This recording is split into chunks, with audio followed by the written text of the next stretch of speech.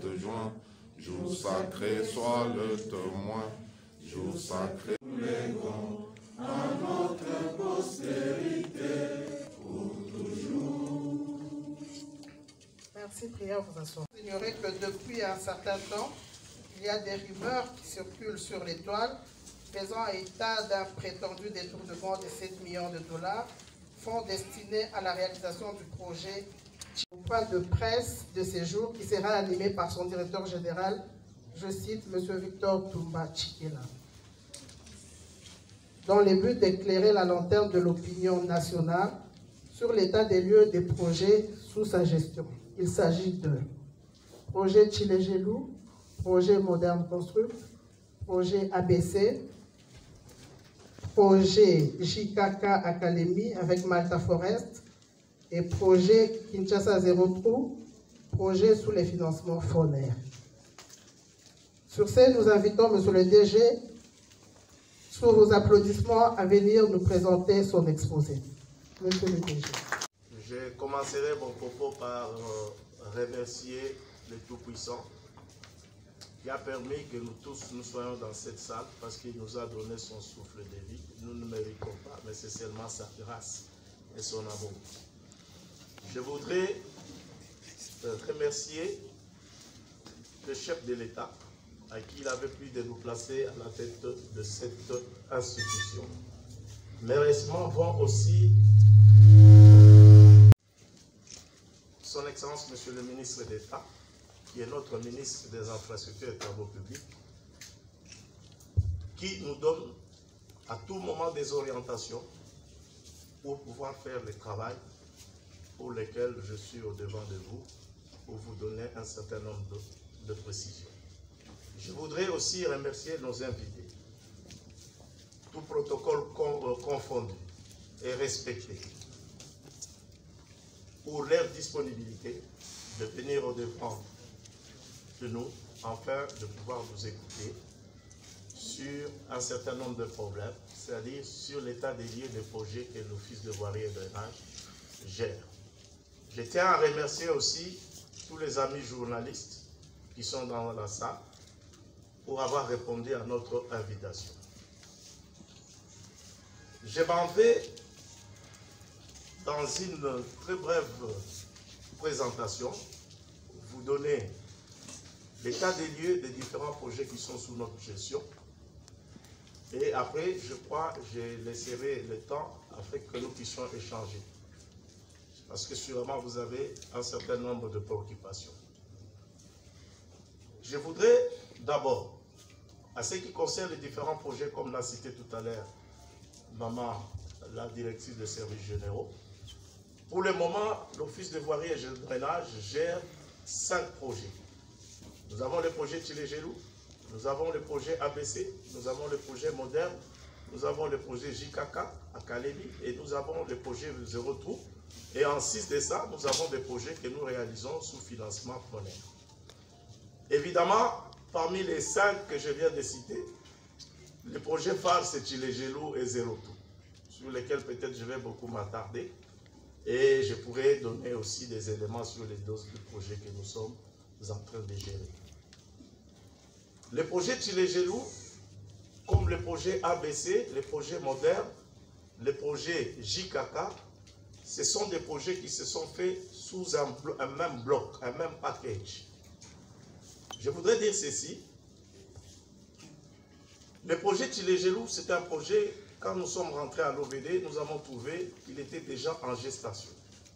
Ce n'est pas un projet que l'OVD a conçu dès le départ, mais c'est un projet, quand nous sommes arrivés au mois de juin 2020, nous avions trouvé ces projets en gestation au niveau de la présidence, au niveau du ministère. Et c'est à un moment où nous sommes arrivés, l'OVD n'était même pas dans le projet dans un premier temps. C'est quand nous sommes arrivés, comme on parlait de voirie, nous avons fait le plaidoirie auprès des autorités pour que l'OVD soit prise en compte dans ces projets. C'est comme ça, au 5e mois de préparatif du projet Tchilegelou, l'OVD va entrer dans le projet Tchilegelou. Et à l'époque, quand le montage était fait, le projet Tchilegelou ne prenait que l'espace Kassai.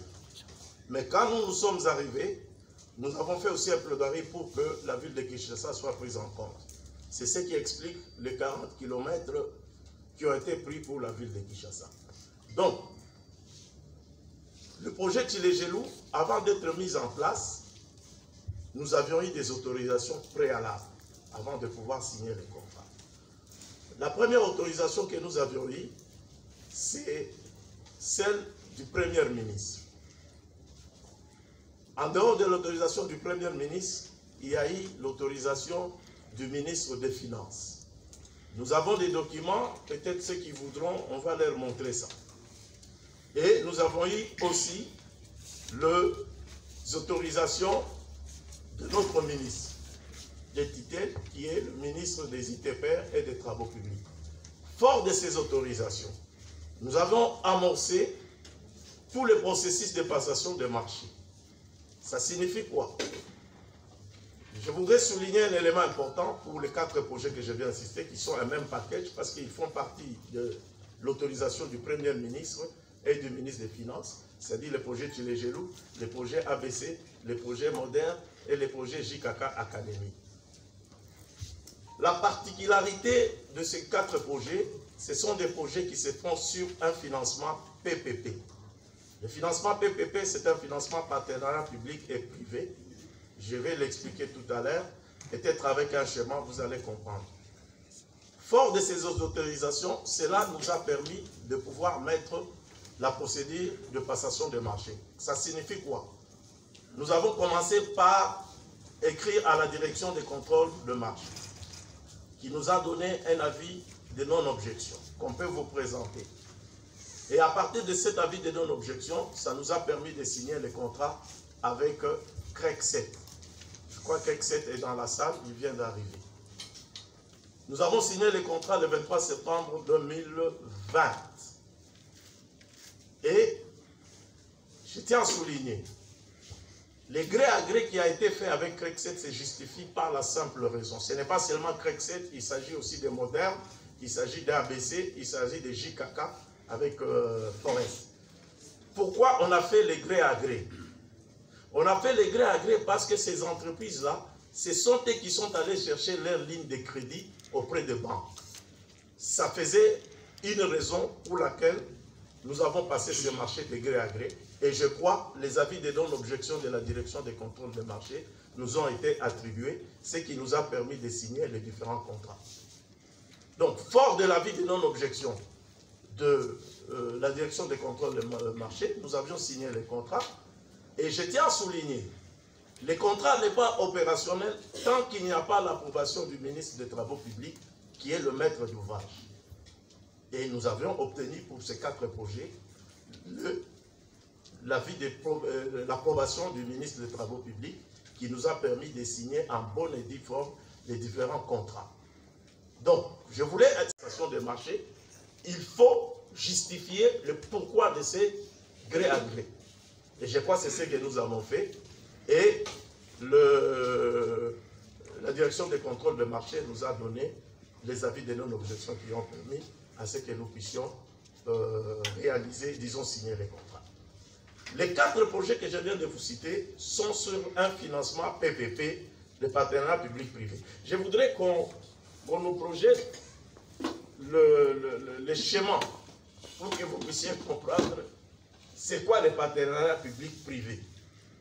Parce que beaucoup ne comprennent pas, ils croient que nous sommes dans un financement normal. Le partenariat public-privé, ça signifie, vous avez un partenaire qui va chercher sa ligne de crédit auprès d'une banque. Et il revient vers le gouvernement à travers l'OVD. Et c'est ce qui a été fait pour le projet Tshilé-Gelou, pour le projet ABC, pour le projet moderne, pour le bancaire. Et on lui donne sa ligne de crédit. Et lui, il revient vers l'OVD pour chercher la garantie des remboursements. Et la garantie des remboursements a été trouvée pour ces 4 projets à travers le FONER. Je vois le directeur de FONER qui est ici sur place. À travers le FONER qui assure les remboursements. Et c'est un prêt du gouvernement auprès de FONER que le gouvernement doit rembourser. Pourquoi? parce que le FONER ne s'occupe que de l'entretien. Et là, nous sommes dans un domaine de réhabilitation, ce qui fait que le gouvernement, qui ne disposait pas à ce moment-là de ressources, est obligé d'emprunter de l'argent auprès des FONER qu'il va rembourser pour pouvoir réaliser ces projets. Et dès que la garantie de remboursement est assurée, nous signons une convention ou bien un accord de financement avec la banque, dans lequel, avec le FONER, nous définissons la quantité de remboursement mensuel qui doit être donné. Pour Tchilégelou, c'est 1 500 000 $ qui doit être donné mensuellement. Donc si vous faites 12 mois, vous avez 18 millions qui doivent servir à rembourser. Alors, pour le projet Tchilégelou, le montant, c'est 138 millions de $. Ça signifie, les travaux vont se réaliser pendant 3 ans. Mais le remboursement se fait pendant 6 ans. C'est pour assouplir le trésor public pour qu'il ne soit pas très disons, chargé par les remboursements. Donc, voilà ce que signifie le PPP. Et le schéma est là. C'est comme ça que nous avons procédé pour Tchilégelou, pour ABC, pour Moderne et pour JKK à Kalévi. Il faudra que les gens comprennent ce mode de financement. Pourquoi j'insiste? Quand on entend que les gens disent qu'on a détourné, c'est impossible de détourner. La seule personne dans ce circuit qui fait voler de l'argent, c'est CREC 7, ou bien Moderne, ou bien JKK, ou bien ABC. Et ce qui est aussi un problème, parce que le remboursement se fait comment? Le remboursement se fait sur base des facturations qui sont approuvées par la mission de contrôle et l'OVD et qui est envoyée au niveau de la banque pour le remboursement. Donc, si à vol, c'est le partenaire qui est allé chercher sa ligne de crédit. Or, c'est impossible que le partenaire vole lui-même l'argent qui lui sert de faire les travaux. Parce que s'il ne fait pas les travaux, il n'y aura pas de facturation, il n'y aura pas de remboursement. Donc ça, c'est un élément qu'il faudra clarifier clairement. L'OVD ne voit pas l'argent. Il y a un compte dépôt qui est ouvert au niveau de ces différentes banques dans lesquelles le FONER verse de l'argent. Et ce compte sert au remboursement par rapport aux factures qui sont approuvées. Donc l'OVD n'est pas en contact de l'argent. C'est impossible pour que l'OVD détourne de l'argent. Ça, c'est vraiment un élément en liminaire que je voudrais donner, parce que vous avez, c'est le projet Tchilégelou, le projet ABC, le projet Moderne et le projet JKK. Maintenant, en termes d'exécution des travaux, après avoir expliqué le mode de financement avec ses différentes conséquences, je voudrais vous parler de l'exécution des travaux. Je commencerai par le projet Tchilégelou. Le projet Tchilégelou, le chef de l'État a lancé ses travaux le 17 mars sur l'avenue Ngapama à Kinshasa. Et le 27 mars, sur instruction du chef de l'État, l'ancien vice-premier ministre que nous avions accompagné a lancé le 27 les travaux en Mbujimayi et le 29 à Kananga. Pourquoi on a commencé seulement avec les 3 provinces? Parce que Tchilégelou, il comprend tout l'espace Kasaï. Ça fait 140 km. J'ai 40 km dans la ville de Kinshasa. J'ai, dans l'espace Kasaï confondu, j'ai 100 km, à raison de 25 km dans le Kasaï oriental, dans la ville de Mbujimayi, 35 km dans le Kasaï central, dans la ville de Kananga. J'ai dans la province de Lomami, j'ai 10 km dans la ville de Kabinda et 5 km dans la ville de Mweneditu. J'ai la province du Kasaï, où j'ai 15 km dans la ville de Tchikapa. Et enfin, dans la province de Sankourou, où j'ai 10 km. Nous avons voulu, dans la première phase du Tchilégelou, commencer les travaux à Kinshasa, à Kananga et à Mbujimayi, pour pouvoir, je vais vous expliquer pourquoi. Nous avions commencé les travaux par les assainissements. Pourquoi? C'est l'eau qui détruit la chaussée. Quand vous n'avez pas les assainissements, vous pouvez faire une bonne chaussée. Dans les jours qui viennent, la chaussée peut partir. C'est comme ça, le projet Tchilégelou à commencer par les assainissements. Dans la ville de Kinshasa, dans la ville de Kananga et dans la ville de Mbuji-Mayi. Je viens de vous expliquer pourquoi nous avons commencé par les assainissements. Maintenant, il faut attaquer la chaussée. Je comprends les préoccupations de la population, qui est restée longtemps avec des infrastructures très délabrées. Aujourd'hui, le chef de l'État, qui a pris conscience de soucier aussi du développement des infrastructures, a voulu poser les jalons pour pouvoir réhabiliter les infrastructures. Donc, c'est un processus. C'est vrai, nous sommes restés très longtemps avec des infrastructures très délabrées. Ce qu'on voudrait voir, c'est les bitumes. Mais avant d'arriver au bitume, il y a tout un processus qui doit se faire. Je vais commencer par les assainissements. Je viendrai dans la chaussée. Dans la chaussée, il y a 3 parties. Il y a la couche de fondation, il y a la couche de base et il y a la couche de roulement que les gens voudraient voir immédiatement. Ça ne peut pas se faire immédiatement. Pour la simple raison. Dans la ville de Kinshasa, j'ai un délai de 28 mois. J'ai démarré les travaux le 17 mai. Le contrat dit que l'entreprise a 2 mois de mobilisation. Ça signifie que c'est au mois de mai que je devais commencer les travaux. À la date d'aujourd'hui, j'ai 7 mois de travaux dans la ville de Kinshasa. Si je vais dans la ville de Kananga et Mbuji-Mayi, c'est 36 mois. Je commence les travaux le 29 mars, qu'on a lancé les travaux. 2 mois après, je suis le 27 et le 29 mai. Nous avons 7 mois. Il nous reste encore 29 mois pour terminer les travaux. Donc, on ne peut pas dire que le projet c'est un fiasco, parce que le projet continue. C'est vrai, au départ, tout projet, il connaît un peu certaines difficultés, mais il monte en puissance à un certain moment. La grande difficulté qu'on a eue, c'est dans l'espace Kassai. C'est ainsi, quand vous regardez en termes de production, pour la ville de Kinshasa, nous avons une production qui est tout à fait normale. Aujourd'hui, dans la ville de Kinshasa, j'ai une production au 15 décembre de 11 millions de dollars de travaux déjà exécutés en termes d'assainissement et en termes de chaussées qui sont soit asphaltées, qui sont bétonnées. Je vais vous citer les noms de ces avenues tout à l'heure. Mais à Mbuji-Mayi et à Kananga, nous avons connu un problème. Parce que la production que nous avions eue en Mbuji-Mayi n'est que de 462 millions de dollars américains en 7 mois. Et à Kananga, nous avions eu 1,5 million. Nous reconnaissons que la production dans l'espace Kassai, elle est insuffisante. Pour la simple raison, l'espace Kassai, c'est un espace qui est enclavé. En termes d'approvisionnement, en termes d'amener du matériel, c'est un grand problème. Quand vous êtes à Mbuji-Mayi, pour avoir le ciment, pour avoir le fer à béton, pour avoir les carburants, ils sont en train de faire l'aéroport de Mbuji-Mayi, ils ont ces problèmes. Vous avez Prise qui est en train de faire l'adduction d'eau, qui a le même problème, qui a des matériels et des matériaux qui sont avec l'honorable Kalonji, qui était là. On a déjà bétonné 1750. On a commencé sur l'avenue Lumumba en termes de chaussées. Et en Mbuji-Mayi, nous avons à peu près 6 km. Vous avez l'avenue Tshisekedi, vous avez l'avenue Bagira, l'avenue des dispensaires. C'est à partir de Mbuji-Mayi que je vais aller à Mwenedi. Et c'est à partir de Kananga. Tout est venu à la suite du fait qu'on a constaté qu'il y avait beaucoup des embouteillages.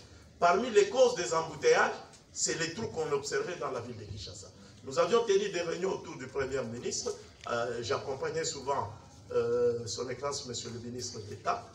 Et c'est ce qui a expliqué le montage de ce projet, parce que c'était une des causes des embouteillages.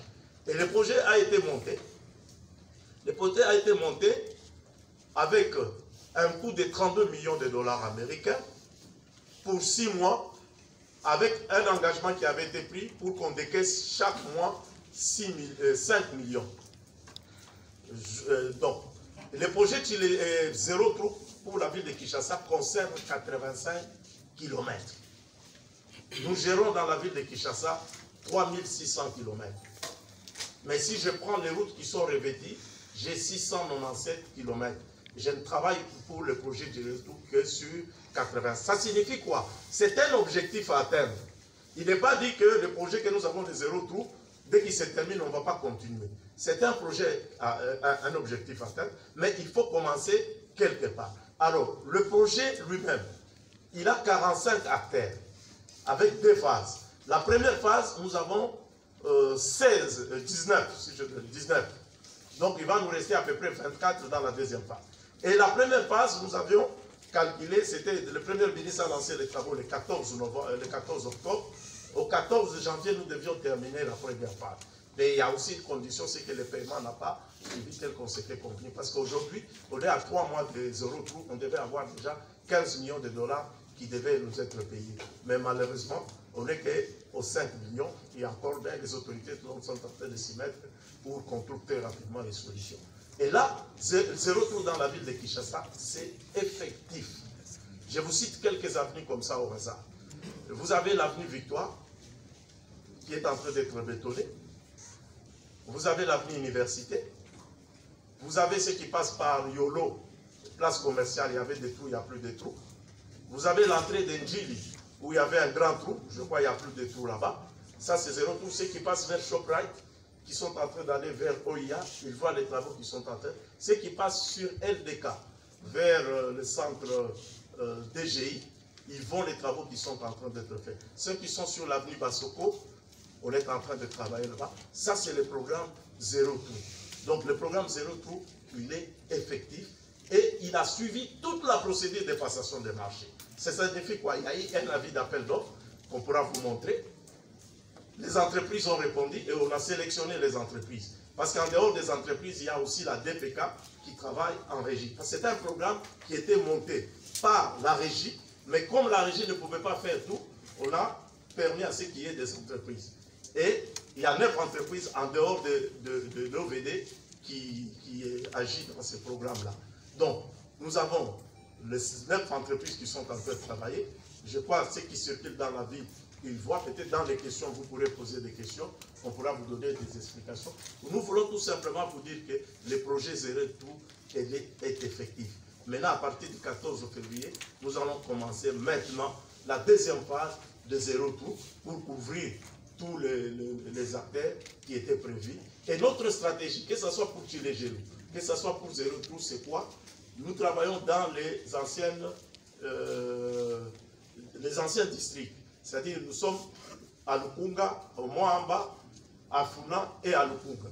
Donc nous essayons de balayer complètement tous les 4 districts. Donc, le projet Tchilégelou est un projet, le projet Zéro Trou, il est effectif. Et la réalité sur le terrain, je crois dans les jeux de questions, nous pourrons peut-être répondre et vous donner peut-être des précisions sur les différents acteurs qui concernent ces projets. Mais en dehors de ça, l'OVD travaille aussi sur le financement du FONER, dans le cadre de ce que nous appelons le programme d'entretien routier. Et à ce niveau-là, il y a beaucoup de choses qui sont faites dans cette ville. Ceux qui sont vers le saut de moto de pompage, vous verrez, il y a une route qui vient d'être bétonnée, c'est la route de Kimboala. Vous avez la ville de nous avons certes de problèmes dans les provinces et les déficits. Ça n'a pas ces problèmes-là, parce que nous avons eu dans le cadre de Donjika un nombre de matériels. Quand je compare avec 3600 que je gère dans la ville de Kinshasa, mais je vous ai dit, c'est la volonté d'être accompagné par vous qui êtes les journalistes, pour voir les efforts qui sont en train d'être. Du budget d'investissement, les populations certes sont vraies et fondées, mais il faut que vous compreniez dans quelles conditions nous travaillons et la prise de conscience qui est déjà faite au niveau de la haute autorité, qui est traduite par la politique du gouvernement, qui permet à ce qu'on est en train de faire quelque chose. Voilà ce que je voulais donner comme mot d'introduction, comme mot de présentation par rapport à l'état des lieux des différents projets que l'OVD a sous sa gestion. Je vous remercie. Pour des questions.